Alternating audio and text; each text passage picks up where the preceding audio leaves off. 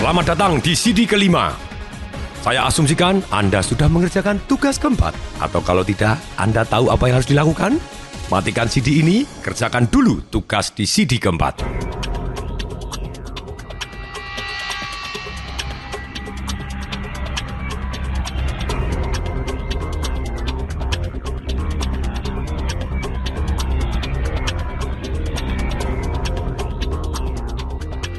Saya sangat kagum.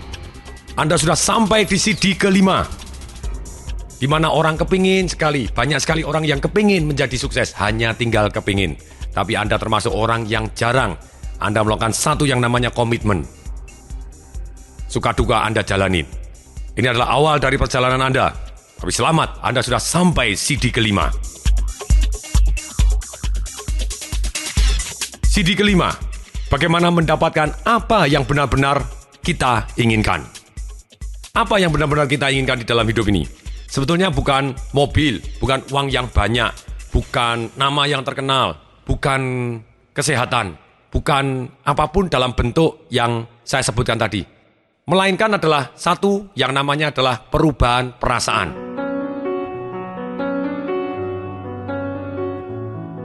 Contoh, Anda tidak ingin mobil. Bukan mobil yang Anda inginkan, tapi perasaan kemudahan. Atau mungkin gengsi yang Anda dapatkan dari mobil. Atau mungkin perasaan nyaman ketika Anda naik mobil itu tersebut. Satu perubahan perasaan yang Anda inginkan, bukan mobilnya. Demikian juga uang, bukan masalah uang yang Anda inginkan.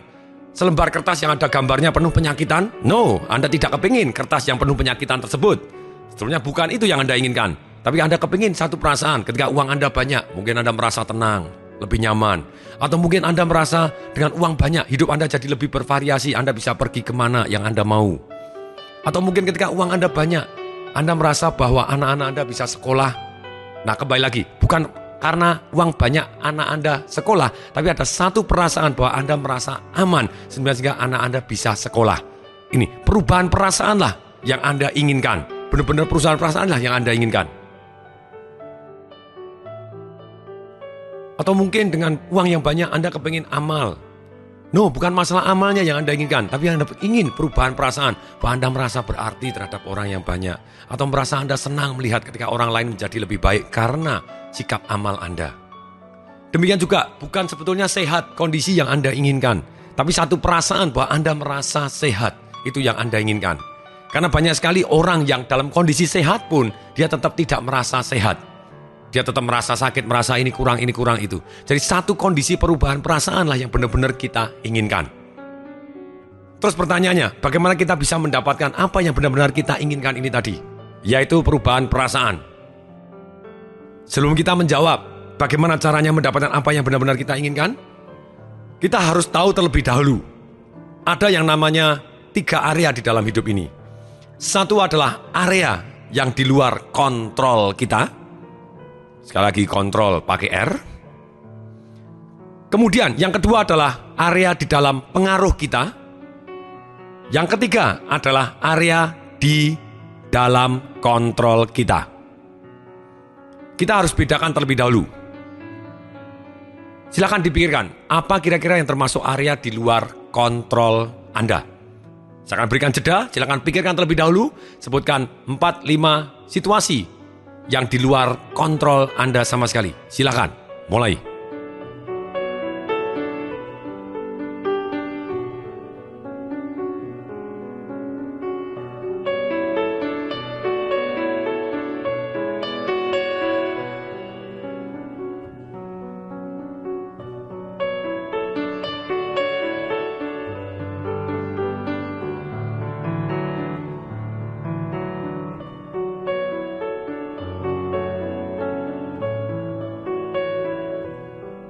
Oke, mungkin Anda menyebutkan, marah Pak, itu tidak bisa saya kontrol. Kondisi saya yang miskin Pak, saya tidak bisa itu kontrol. Atau cuaca Pak, tidak bisa dikontrol. Sebenarnya satu hal yang pasti tidak bisa kita kontrol adalah sesuatu hal yang sudah berlalu. Nah, ini problemnya. Ketika kita kepingin sekali bahagia, tapi kita mengkaitkan kebahagiaan kita dengan sesuatu hal yang sudah berlalu, yang berlalu adalah di luar kontrol kita, sudah kembali menjadi haknya Tuhan. Kalau kita berantem, seringkali kita berantem karena apa? Karena kita mempermasalahkan sesuatu hal yang sudah berlalu. Kok bisa-bisanya kamu terlambat? Terlambat sudah berlalu. Kamu permasalahkan untuk merubah emosi? Tidak bisa. Kok bisa-bisanya kamu dulu begini? Kok bisa-bisanya dulu begitu? Kok bisa-bisanya begini? Ketika sesuatu hal yang sudah berlalu, itu di luar kontrol kita. Kalau kita kepingin merubah perasaan kita terhadap masa lalu, yang sesuatu hal yang di luar kontrol, satu cara yang paling efektif, yaitu kita beri arti yang berbeda. Seperti 3 pertanyaan yang di CD keempat. Apa yang saya syukuri dari kejadian ini? Mendadak kita memberikan arti yang berbeda. Apa yang harus saya pelajarin karena atau dari kejadian ini yang sudah berlalu tadi, yang di luar kontrol kita. Mendadak kita belajar sesuatu hal yang membuat kita menjadi lebih baik, lebih kuat karena kejadian tadi. Kemudian yang ketiga, lalu apa yang harus saya lakukan karena kejadian tadi yang akan membuat saya, 1, merasa lebih baik. 2, menjadi lebih baik. Yang ketiga, orang banyak jadi lebih baik. Yang keempat, direstui Tuhan. Nah, dengan Anda bertanya demikian, Anda memberi arti yang berbeda terhadap kejadian yang di luar kontrol Anda. Apapun yang terjadi. Kemudian yang kedua, apa yang menurut Anda sekiranya adalah area di dalam pengaruh Anda? Silakan sebutkan, saya akan beri jeda, silakan sebutkan 3 atau 4 atau bahkan 5 kejadian-kejadian yang masih bisa Anda pengaruhin.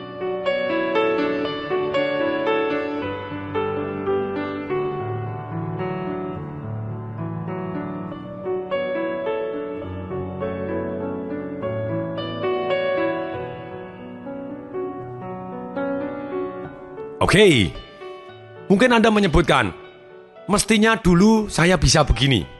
Mestinya dulu nih masih saya bisa berusaha begini. Mestinya dulu begini. Salah. Kalau kita ngomong mestinya dulu sudah tidak bisa kita pengaruhin. Sekali lagi, masa lalu adalah di luar kontrol kita. Tetapi masa depan masih bisa kita pengaruhin. Salah satu contoh begini. Misalnya kita bilang, cuaca itu tidak bisa kita kontrol. Yes, sesuatu hal yang sudah terjadi tidak bisa kita kontrol. Tapi kemudian di masa depan, kalau kita kepingin menjadi ahli cuaca, dan kemudian kita misalnya menjadi ilmuwan yang menemukan bagaimana membawa hujan atau menyingkirkan hujan dengan teknologi yang canggih, dengan teknologi apapun, mungkin masih bisa Anda pengaruhin masalah hujan itu sendiri. Dikatakan oleh guru saya yang namanya Anthony Robbins, pelatih sukses nomor 1 di dunia, the past doesn't equal the future. Masa lalu Anda tidak sama dengan masa depan Anda. Bukan karena dulu Anda miskin, dulu Anda goblok, terus berarti Anda miskin dan goblok seumur-umur. No. Masa lalu berbeda dengan masa depan. Masa depan masih bisa Anda pengaruhin. Misalnya Anda ngomong, suatu hal yang tidak bisa dipengaruhin Pak, jenis kelamin. Yes, bisa jadi. Kalau sudah terjadi, Anda lahir sebagai laki-laki, Anda laki-laki. Sebagai wanita, Anda wanita. Tapi di masa depan, mungkin masih bisa Anda pengaruhin. Mungkin Anda masih bisa operasi kelamin, tidak saya sarankan begitu ya. Atau mungkin Anda bisa suntik hormon sehingga berubah, itu masih bisa Anda pengaruhin. Masa depan Anda bisa pengaruhin. Tapi sama sekali tidak disarankan. Ini hanya sekedar contoh saja. Tapi kemudian lagi, sekarang kembali, apa area yang masih bisa Anda kontrol? Di dalam kontrol Anda sepenuhnya. Saya akan kasih jeda lagi. Tolong sebutkan 3, 4, atau 5 situasi-situasi yang masih bisa Anda kontrol. Atau sesuatu hal yang di dalam kontrol kita. Silakan dimulai.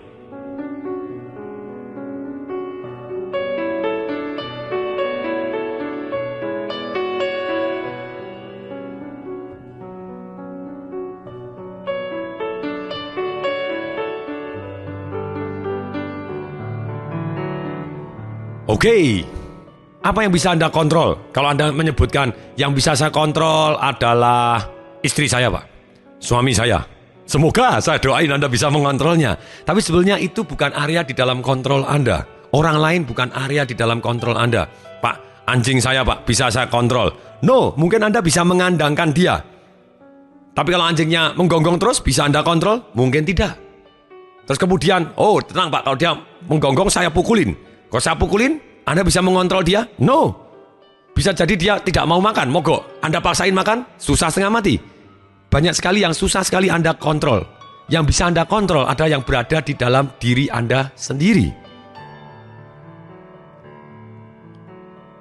Satu yang namanya mood, maksudnya mood. Mendadak Anda tidak suka, mendadak Anda takut, mendadak Anda khawatir, mendadak Anda merinding. Itu sesuatu hal yang tidak bisa kita kontrol. Karena itu terjadinya seketika. Masuk ke respon bawah sadar kita. Tetapi yang namanya emosi, itu adalah sesuatu hal yang bisa kita kontrol. Termasuk di dalam hal ini adalah perasaan kita. Perasaan itu bisa kita kontrol. Kemudian, apalagi yang bisa kita kontrol dalam kontrol kita? Goal kita sendiri. Terserah kita mau menentukan goal apa. Banyak sekali ketika orang disuruh menentukan goal, dia takut. Padahal menentukan goal adalah gratis. Tapi dia merasa bahwa itu di luar kontrolnya dia. Nanti kalau tidak tercapai bagaimana? Terserah Anda. Kalau Anda merasa itu tidak mungkin tercapai, ya tidaklah tercapai. Kalau tercapai, tercapailah. Tapi dalam hal ini, menentukan goal itu ada di dalam kontrol kita.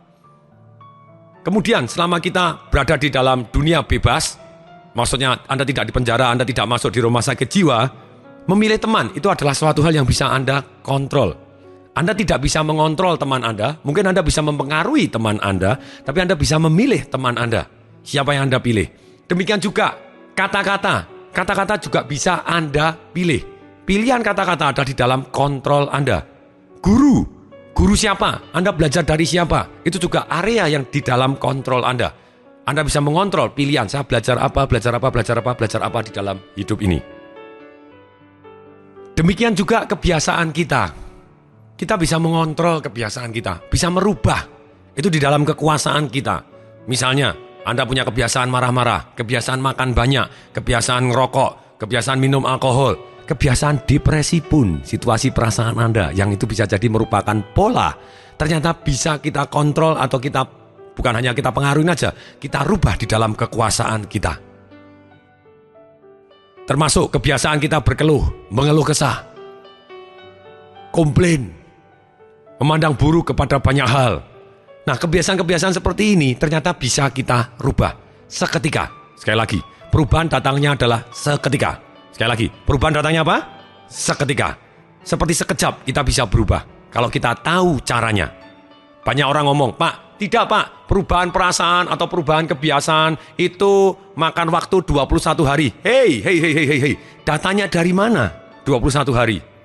No, Anda akan merubah perasaan Anda dengan sangat-sangat cepat.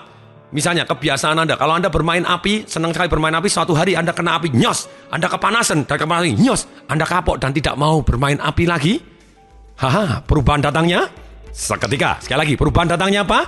Seketika. Ikutin saya, dengan Anda ngomong, Anda ulangi, semakin lama bisa menjadi masuk ke dalam keyakinan kita, sehingga kita bisa merubah apa yang kita inginkan dengan sangat cepat.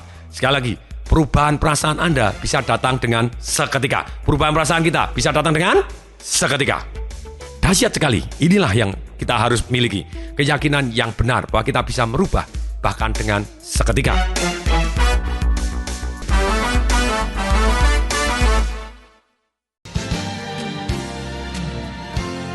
Sekarang kita akan bahas terlebih dahulu. Yang namanya perasaan atau situasi emosi tertentu ada dua macam. Satu adalah perasaan pada tempatnya. Yang kedua, perasaan tidak pada tempatnya. Yang dimaksud perasaan pada tempatnya, misalnya pada waktu Anda kehilangan orang yang Anda cintai, Anda sedih, itu wajar-wajar saja. Tapi kalau kehilangannya sudah 50 tahun yang lalu, Anda masih sedih, itu perasaan tidak pada tempatnya.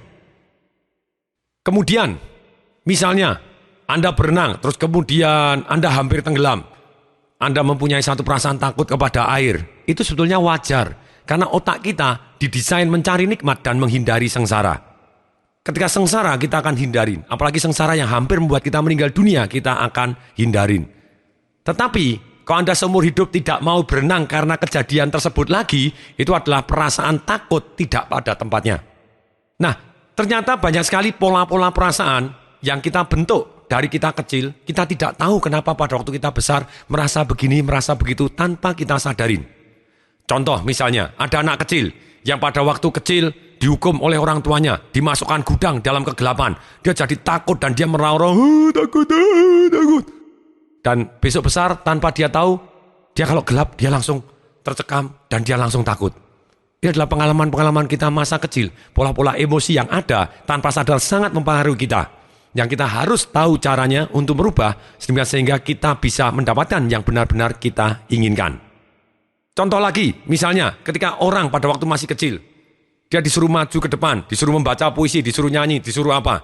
Kemudian pada waktu gurunya malah marahin dia. Kamu ini benar-benar goblok ya, gitu aja tidak bisa. Sejak itu dia trauma, dia takut sekali bicara di depan umum.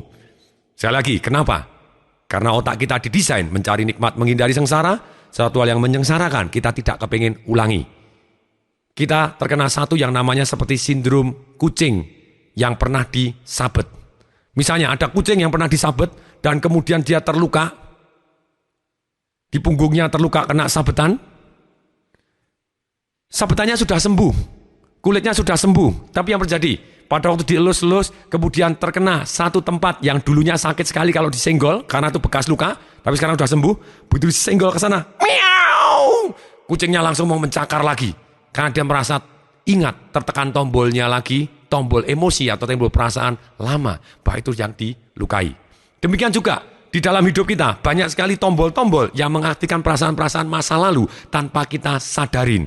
Itu sesuatu hal yang namanya cantolan atau jangkar atau anchoring yang kita akan bahas di CD-CD berikutnya. Nah, cantolan ini tanpa sadar terbentuk di masa-masa lalu kita yang akhirnya memberi efek yang seringkali kita tidak sadar.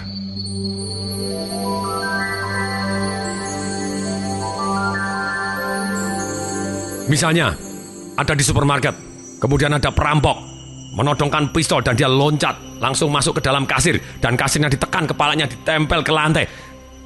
Mana kuncinya? Mana kuncinya? Berangkasnya, keluarkan semua uangnya, kalau tidak kamu saya bunuh kamu. Dan kemudian kepalanya yang nempel di lantai ini tadi, si kasir ini mencium bau karbol, dan saat itu dia begitu takutnya, dan dia mulas dan muntah pada waktu saat itu. Apa yang terjadi? Besok, suatu sudah berlalu 5 tahun, 3 tahun, tapi dia bau karbol, dia mendadak takut dan dia kepingin muntah. Aha, ini yang namanya cantolan tadi, yang menimbulkan emosi-emosi yang tidak pada tempatnya, yang mengganggu hidup kita, dan sangat mengganggu hidup kita. Demikian juga ketika orang diajarkan, ayo nabung, ayo nabung, ayo nabung.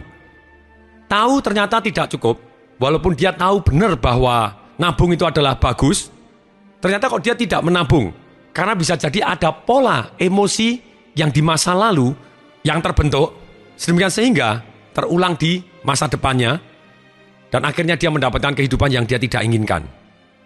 Walaupun dia tahu, tapi dia tidak melakukan. Contohnya, ada seorang wanita. Seorang wanita ini, suaminya komplain terus.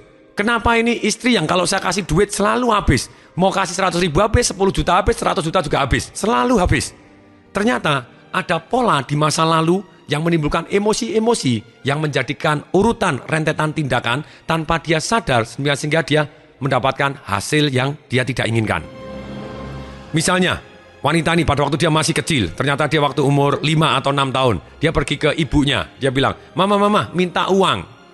Minta uang 3.000 untuk beli ice cream. Di depan ada orang yang jual ice cream.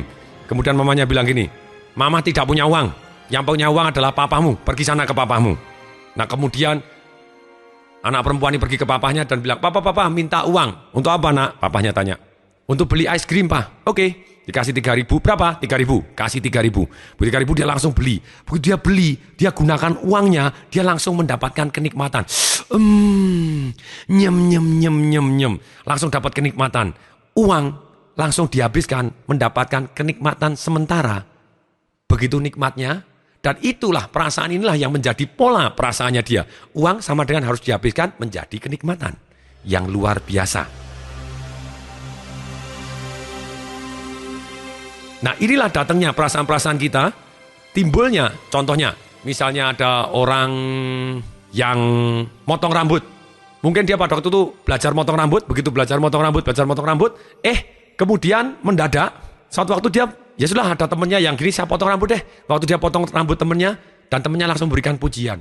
Wah hebat ya, potongan kamu bagus loh. Dia merasa dapat senang, potongan bagus. Kemudian, bahkan apa yang terjadi? Kemudian dia kontrak, kamu motong saya deh, nanti tak bayar deh. Dia waktu sekolah, dia sudah mendapatkan uang. Dia langsung mendapatkan kenikmatan yang begitu indahnya. Oh, kalau saya motong rambut, saya dapat uang. Saya nikmat. Mungkin tak dapat uang, dapat pujian, atau dapat apa yang dipupuk. Akhirnya apa yang terjadi? Dia jadi tukang potong rambut. Sekali lagi, tidak ada yang salah jadi tukang potong rambut, asal Anda juga belajar bagaimana jadi kaya. Ini yang saya bahas di Financial Revolution saya gitu ya. Hati-hati Anda belajar apa karena Anda akan menjadi. Apalagi kalau Anda belajar apa, melakukan apa, Anda mendapatkan kenikmatan di sana, Anda akan terpupuk. Boleh nggak belajar potong rambut? Sekali lagi, boleh. Ditambah belajar satu hal lagi, jadi kaya. Belajar cara kaya. Seperti yang saya ceritakan, misalnya Rudi Hadisuwarno, terus kemudian Johnny Andrian, misalnya di Indonesia begitu ya, dan Peter Sairang dengan segala macam tukang potong rambutnya, tapi dia juga belajar bisnis, dia belajar membuka franchise, dia belajar bahkan buka pabrik sampo gitu ya. Nah, makanya bisa jadi kaya juga begitu ya. Nah, kembali lagi, di mana datangnya perasaan Anda hari ini? Hati-hati, Anda takut bergerak, mungkin datangnya dari mana? Takut ditolak, datangnya dari mana? Mungkin Anda pernah ngomong pada waktu kecil dibentak, sehingga Anda takut lagi ngomong. Pada waktu usul Anda dibentak. Anak kecil tahu apa? Akhirnya Anda tidak berani ngomong. Besok takut terus. Nah, inilah timbul perasaan-perasaan ini.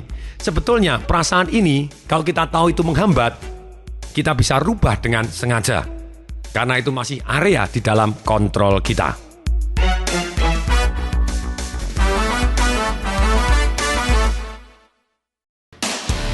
Kunci yang paling efektif untuk membuat pola perasaan yang bermanfaat, maksudnya bermanfaat ini adalah mendukung kita mencapai apa yang kita impikan, yaitu apabila kita mempunyai satu tindakan, kita harus pupuk tindakan tadi dengan satu perasaan yang senang.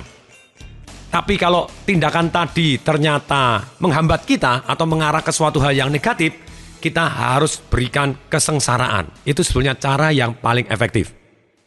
Kesengsaraan di sini bukan dipukulin, bukan diapa, tapi bisa jadi hanya dicuekin saja juga bisa, atau dirusak polanya, yang kita akan belajar di CD berikutnya. Saya beri contoh, misalnya seorang anak, mungkin anak tetangga Anda, bisa jadi juga anak Anda, saya tidak tahu, semoga bukan, pastilah bukan gitu ya. Misalnya Anda pergi ke mall, pada waktu Anda ke mall, Anda melihat ada anak-anak yang minta kepada papahnya dan nangis-nangis atau minta kepada mamahnya gulung-gulung di bawah. Itu awalnya bagaimana? Karena dia salah untuk memberikan respon. Sehingga terjadi suatu hal yang negatif. Contohnya begini. Pada waktu anak tadi minta mainan kepada papanya. Atau minta mau beli barang apa. Papa minta ini ya. Nggak mau papa ini ya. Nggak mau. Dia melakukan suatu hal yang negatif. Dia nangis, dia merengek. Kemudian papanya karena melihat dia nangis, dia kasihan. Ya sudah. Diam. Dibeliin. Waktu dia dibeliin, dia menghubungkan antara satu perasaan. Oh, jadi kalau saya kepingin, saya harus nangis. Kalau saya nangis, saya bisa mendapatkan yang saya inginkan. Itu caranya dia mendapatkan keinginan, dia merengek. Kemudian, lama-lama ayahnya merasa, papanya merasa bahwa hal ini adalah negatif. Kemudian pada waktu anaknya nangis, papa lama aku minta ini. Papanya, lama-lama dia capek, papanya, ya sudah. Pokoknya kamu nangis pun tetap tidak akan saya beliin. Silakan nangis terserah. Saya tinggal, papa tinggal malah. Papanya mau mencoba memberikan satu yang negatif kalau dia melakukan suatu hal yang negatif supaya menyembuhkan. Tetapi anaknya ketika dia nangis, nggak mau. Akhirnya ketika tidak diberikan barang yang diinginkan, dia gulung-gulung malah. Dari gulung-gulung dia mencoba menangis lebih keras karena itu senjata andalannya dia.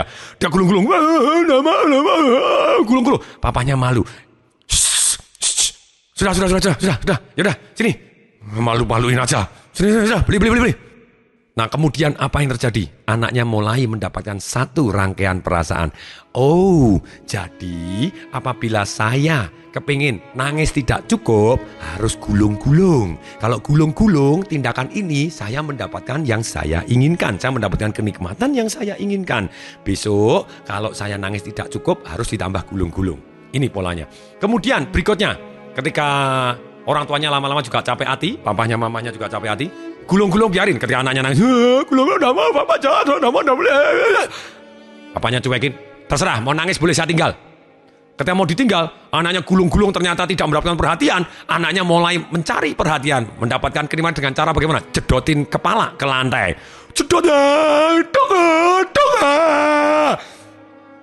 papanya kuat, kenapa? Papa jahat, diteror. Dengan kepalanya betul, aku tak cedot kepala. Aku mati aja, dapat. Apa yang terjadi? Papanya, sudah, jangan gitu, jangan malu-malu. Ya, sudah dibeliin. Kemudian dibeliin. Apa yang terjadi?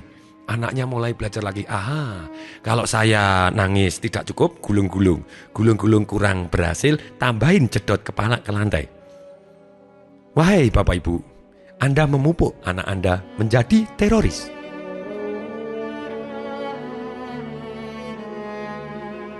Nah, misalnya besok dia ceritanya pada waktu pacaran, kemudian dia pengen dapatkan pacarnya tidak mau pacaran dengan dia lagi. Bukannya dia meningkatkan diri menjadi lebih baik, tapi mungkin dia malah ngancam bunuh diri.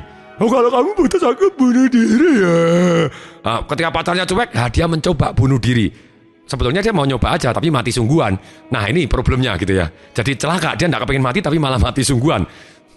Bye-bye my love gitu ya, celaka sekali. Nah, sekarang begini. Jadi pola perasaan ini, kalau kita mau mendukung, mendisiplinkan diri kita sendiri, cara salah satu yang paling bermanfaat, kalau kita melakukan tindakan mengarah yang kita inginkan, kita berikan kita kenikmatan yang luar biasa. Tetapi kalau kita tidak melakukan tindakan yang mengarah ke tempat yang kita inginkan, kita harus berikan ketidaknikmatan. Dengan pola seperti ini, perasaan kita terbentuk. Bahwa, oh yes, kalau saya disiplin mengejar yang saya inginkan, berarti saya mendapatkan kenikmatan. Sebagai contoh, misalnya, pada waktu saya mempunyai goal menjadi mahasiswa teladan. Saya punya alasan sangat kuat sudahan, saya punya goal dan saya belajar dari yang terbaik. Dan kemudian di tengah jalan, saya punya perasaan, aduh kok belajar, aduh males deh, nah, ini enaknya gini, nonton bioskop aja, enaknya main aja, enaknya begini. Padahal saya tahu kalau saya main ini bahaya. Kalau main berarti tidak bisa mendapatkan hal yang saya inginkan. Saya harus disiplinkan diri saya sendiri. Saya harus mendapatkan kenikmatan pada waktu saya belajar. Apa yang saya lakukan? Saya iming-imingin diri saya sendiri. Pada waktu saya sudah jadi sales emas, dulunya pernah ngelesin anak-anak juga, anak-anak SD, SMP juga. Kemudian saya juga jadi sales dan sudah mempunyai income. Apa yang saya lakukan?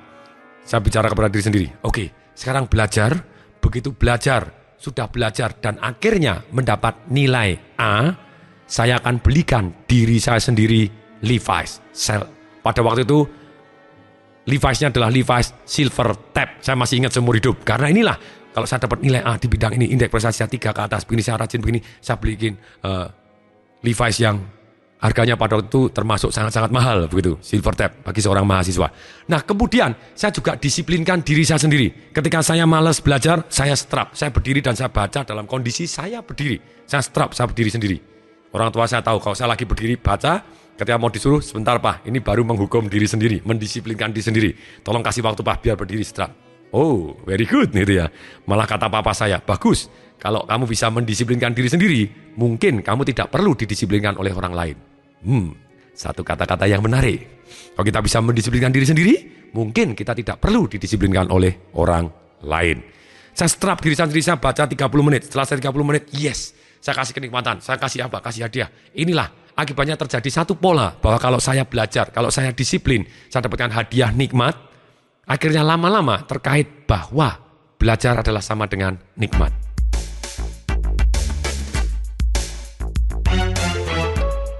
Demikian juga Anda hari ini, Anda sudah disiplin sampai ke CD kelima. Ini membuktikan Anda belajar adalah nikmat.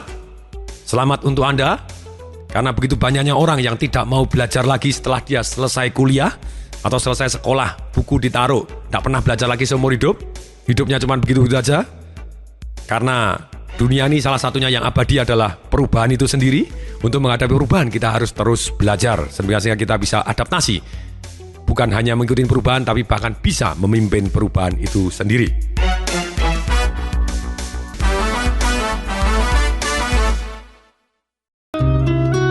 Sekarang sampailah kita ke tugas di CD kelima ini.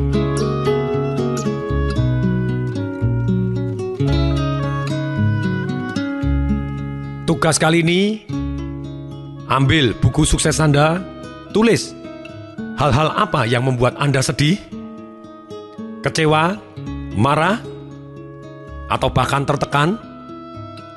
Lebih dari itu depresi, silakan perasaan negatif Anda yang sering muncul, yang menjadi pola. Kemudian, buat apa aturan main di dalam hati Anda yang membuat Anda sedih. Saya sedih kalau begini. Dulu kejadian begini. Kenapa kau saya sedih? Karena sedih karena kejadiannya ini memenuhi kriteria aturan untuk membuat saya sedih. Semua orang untuk ceritanya mewujudkan satu kondisi tertentu emosi, dia mempunyai syarat dan aturan tersendiri. Misalnya, saya sedih Pak ketika saya kehilangan orang-orang yang saya cintai. Misalnya begitu. Kemudian berikutnya, kapan Anda merasa kehilangan orang yang Anda cintai? Ketika orang yang saya cintai meninggal dunia. Oke, terus kemudian, bukan hanya itu Pak, saya sedih ketika orang yang saya cintai meninggalkan saya, bukan dalam arti meninggal dunia saja Pak. Kalau dia pergi jauh gitu, saya lama tidak ketemu, saya bisa merasa sedih. Itu aturan mainnya begitu ya. Aturan main. Kemudian berikutnya, misalnya kecewa. Kapan Anda merasa kecewa? Kalau saya gagal Pak. Kalau saya kepingin mencapai ini dan tidak berhasil, saya akan merasa kecewa. Oh, itu aturan mainnya gitu ya. Ya, kita akan cari aturan main. Kapan kita merasa seperti itu? Misalnya marah. Saya ngomong kepada asisten saya yang mendampingin saya rekaman saat ini, begitu ya. Saya tanya, kapan kamu merasa marah? Marah kalau apa misalnya? Ternyata, marah Pak kalau orang tidak mendengarkan saya. Aha, itu aturan. Kriterianya apa? Maksudnya orang tidak mendengarkan. Kalau anak buah saya Pak, saya perintah begini ternyata tidak jalan. Berarti dia tidak mendengarkan. Aha, itu adalah aturan mainnya. Jadi tugas yang pertama, Anda tulis hal-hal yang membuat Anda sedih, kecewa, ataupun marah, atau bahkan depresi. Misalnya Anda depresi, kalau saya ingat-ingat Pak, tertekan dulu saya pernah ditipu Pak. Saya bangkrut, saya sedih sekali Pak. Langsung saya tertekan, saya bisa nangis sendiri. Misalnya begitu. Atau Anda misalnya, enggak, pada waktu saya depresi Pak, kalau saya ingat pada waktu orang yang saya cintai zaman dulu meninggal dunia Pak, saya langsung tertekan, saya belum sempat berbakti kepada dia Pak.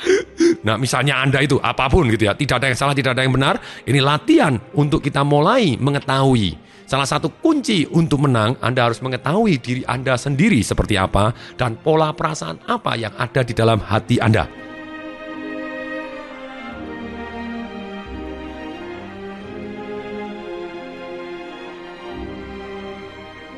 Tugas yang kedua, Anda mulai kategorikan mana dari aturan-aturan main atau rule yang membuat Anda sedih, kecewa, marah, dan depresi atau bahkan tertekan tadi, yang termasuk satu, area yang di luar kontrol Anda. Anda tidak bisa mengontrol sama sekali. Yang kedua, yang termasuk area di dalam pengaruh Anda, yang bisa Anda pengaruhi. Yang ketiga, mana area yang di dalam kontrol Anda. Sebagai contoh, misalnya, ketika Anda ngomong bahwa saya sedih Pak ketika ada orang yang saya cintai meninggalkan saya. Nah, sekarang kalau kejadiannya tadi meninggal dunia, itu area di dalam kontrol atau di luar kontrol? Sudah pasti di luar kontrol. Kalau sudah meninggal dunia, itu di luar kontrol. Jadi kita harus tahu. Nah, kalau area di luar kontrol, apa yang harus kita lakukan supaya kita bisa merubah perasaan kita menjadi lebih baik? Rubah artinya, kasih arti. Tidak peduli artinya mau positif maupun negatif. Sekali lagi, tidak masalah, boleh aja positif, boleh negatif saat itu. Tapi kembali lagi, apa yang Anda harus lakukan yang membuat Anda merasa jadi lebih baik? Membuat diri Anda menjadi lebih baik, membuat orang banyak menjadi lebih baik dan direstui Tuhan. Jadi Anda tanya pertanyaan yang untuk merubah arti tadi sehingga Anda merasa penuh power. Apa yang Anda syukuri dari kejadian tadi? Ya tidak ada Pak, orang yang sudah meninggal dunia, ya tidak ada yang disyukurin. No, pasti ada yang Anda syukurin. Mungkin Anda syukurin karena kejadian itu Pak, hari ini saya jadi lebih sayang terhadap anak-anak saya jadi lebih sayang terhadap ibu saya. Ketika ayah saya meninggal Pak, saya menyesal karena saya belum bisa melakukan hal yang harus saya lakukan. Saya janji Pak, untuk membuat orang tua saya bisa naik haji, tapi belum sempat. Tapi karena kejadian itu Pak, saya jadi kerja lebih semangat, jadi ibu saya Pak bisa naik haji. Itu yang Anda syukurin gitu ya. Jadi sekarang saya kerja lebih semangat. Karena yang di masa depan itu masih bisa Anda pengaruhin. Kalau yang sudah terjadi, apa boleh buat? Boleh Anda sesal atau istilahnya dendam. Tapi dendam ini boleh Anda dendam negatif atau dendam positif. Saran saya adalah dendam yang positif. Oke, karena saya belum sempat berikan kepada ayah saya berikan kepada ibu saya. Belum sempat saya berikan kepada ibu saya berikan kepada ayah saya. Saya belum sempat memberikan kepada ayah dan ibu saya berikan kepada mertua saya. Silakan. Atau saya tidak sempat kepada mertua dan orang tua saya. Kenapa tidak? Saya akan berikan satu perhatian dan kasih sayang kepada anak-anak saya. Saya akan berikan yang terbaik untuk anak-anak saya. Anda bisa seperti itu. Jadi Anda bisa memberi arti yang berbeda. Kalau area tadi di luar kontrol Anda. Kasih arti yang berbeda. Nah ini tugas yang ketiga. Setelah tugas ketiga ini, apa yang jadi? Ketika area-area mana yang di luar kontrol Anda, yang membuat Anda sedih, Pak, kalau saya tidak tahu kenapa ya, kalau cuacanya mendung saya jadi sedih. Aha, bisa jadi Anda pada waktu dulu pas mendung, istri Anda atau pacar Anda, suami Anda meninggalkan Anda, jadi setiap mendung Anda ingat kejadian tadi, tanpa disadarin Anda merasa tidak enak. Nah, kalau sudah terjadi, Anda tahu itu di luar kontrol, oke, saya kasih arti apa yang membuat saya jadi lebih baik dan lebih semangat. Gunakan. Jadi latihan yang ketiga ini, gunakan 3 pertanyaan tadi. Apa yang saya syukuri dari kejadian itu? Kemudian yang kedua, saya harus belajar apa karena atau dari kejadian tersebut yang membuat saya menjadi lebih baik, lebih kuat, lebih hebat, lebih harmonis, lebih langsing, lebih segalanya, lebih kaya, lebih bijaksana di kemudian hari. Apapun, silakan. Anda jawab pertanyaan ini secara tertulis. Kemudian yang ketiga, Anda tanya, lalu apa yang harus saya lakukan sekarang ataupun di kemudian hari yang membuat saya merasa lebih baik, menjadi lebih baik. Orang banyak lebih baik dan direstui Tuhan. Misalnya, orang tua sudah meninggal, seperti papa saya. Pada waktu saya seringkali menyesal. Pada waktu saya belikan BMW seri 5, ternyata ayah saya tidak sempat pakai, tidak pernah melihat sama sekali. Sampai akhirnya beliaunya meninggal dunia. Dan dia naik BMW-nya ketika sudah menjadi abu. Itu salah satu penyesalan saya yang paling dalam yang seringkali membuat saya kecewa. Kok saya tidak sempat? Kok dia tidak sempat? Ketika saya sedih seperti itu, seketika salah satunya, saya tanya, apa yang saya syukuri karena kejadian itu? Karena kejadian hari itu, saya jadi kerja yang sangat-sangat cerdas dan keras. Demikian sehingga saya bisa memberikan yang terbaik untuk mama saya, untuk mertua saya, untuk istri saya, untuk anak-anak saya. Saya syukurin. Kalau saya tidak pernah kecewa seperti itu, saya tidak pernah jadi hari ini. Tidak terpacu. Itu dendam yang positif, gitu ya. Kita buat yang positif. Kemudian yang kedua, apa yang saya pelajarin karena atau dari kejadian itu yang membuat saya hari ini jadi lebih baik, lebih kuat, lebih segalanya. Pelajaran apa yang saya pelajarin? Kalau Anda sayang sama orang, wujudkan sekarang. Jangan tunggu. Waktu selalu berlalu. Umur tidak pernah menunggu. Anda cintai, nyatakan sekarang, wujudkan sekarang. Lakukan yang terbaik demi orang-orang yang Anda cintai. Sehingga Anda tidak akan kecewa lagi. Aha, jadi karena kejadian tersebut, apalagi yang harus saya pelajarin karena kejadian tersebut? Saya harus belajar jadi kaya. Apalagi yang harus saya pelajarin karena kejadian tersebut? Saya harus belajar jadi kaya dengan cara yang lebih cepat gitu. Walaupun dengan cara tetap halal, saya dengan lebih cepat. Ini pelajaran yang lebih hebat lagi gitu ya. Kemudian saya harus belajar menyisihkan uang, mengatur keuangan, mencari uang dengan cara lebih baik, mengungkit uang sedikit bisa jadi uang banyak, melindungi uang saya, sehingga saya bisa berbakti dan menyenangkan orang-orang yang saya cintai, termasuk bangsa dan negara ini, begitu ya. Kemudian berikutnya, pertanyaan yang ketiga, lalu apa yang harus saya lakukan sekarang juga? Sehingga saya bisa merasa baik dan saya menjadi lebih baik dan orang banyak jadi lebih baik dan direstui Tuhan. Mungkin saya akan doa, Papa, saya tahu Pak, saya belum sempat ini Pak, tapi saya janji Pak, Papa di tanah tenang, saya akan lakukan yang terbaik untuk orang tua saya, untuk mama saya. Itu saya akan doa, begitu saya doa saya merasa lebih baik. Dan doa ini membuat saya menjadi lebih baik. Saya rela Pak, saya tahu Papa juga rela, Papa tahu bahwa saya melakukan yang terbaik saat itu, dan saya akan melakukan yang terbaik saat ini, untuk yang masih hidup Pak. Dan kemudian, apa yang saya lakukan? Bisa jadi kalau saya emosinya negatif, saya merubah gerak. Saya olahraga dulu, saya lari-lari, saya push up, saya sit up, saya melakukan merubah gerak. Dan kemudian saya nonton VCD yang membuat saya tersemangatin, mendengarkan CD-CD yang membuat saya semangat juga. Terus kemudian membaca buku-buku yang membuat saya semangat, yang membuat saya jadi lebih hebat, mengarah ke arah yang saya inginkan. Kemudian saya bisa jadi daftar seminar untuk merubah emosi saya. Seminar yang membuat saya semangat, yang membuat saya jauh lebih baik, lebih sukses, lebih kaya, lebih bahagia, lebih langsing, lebih harmonis, lebih apapun. Oke, ini PR Anda. Sekali lagi saya simpulkan, ada 3. 1, tulis hal-hal yang membuat Anda sedih, kecewa, marah, tertekan, ataupun depresi, serta aturannya. Kenapa Anda, kapan Anda menjadi sedih, kapan Anda merasa kecewa, kapan Anda merasa marah, kapan Anda merasa depresi. Kemudian, buat kategori mana yang area di luar kontrol Anda, area di dalam pengaruh, kemudian area yang di luar kontrol Anda. Kemudian, yang ketiga, Anda harus menulis juga Apa yang Anda syukuri dari kejadian kalau hal tersebut di luar kontrol Anda gitu ya. Di dalam kontrol Anda pun apa yang Anda syukuri kalau itu sudah berlalu sebetulnya di luar kontrol gitu ya. Apa yang Anda syukuri dari kejadian tersebut? Yang kedua, Anda akan belajar apa karena atau dari kejadian tersebut yang membuat Anda akan jadi lebih baik. Yang ketiga, apa yang akan Anda lakukan sekarang yang membuat Anda merasa baik? Bukan hanya merasa baik saja, tapi membuat diri Anda benar juga menjadi lebih baik. Dan bahkan baik untuk orang banyak dan direstui Tuhan. Kalau Anda lakukan hal ini, pasti bermanfaat. Saya Tung Desem Waringin mengucapkan salam dahsyat. Sampai jumpa di CD berikutnya.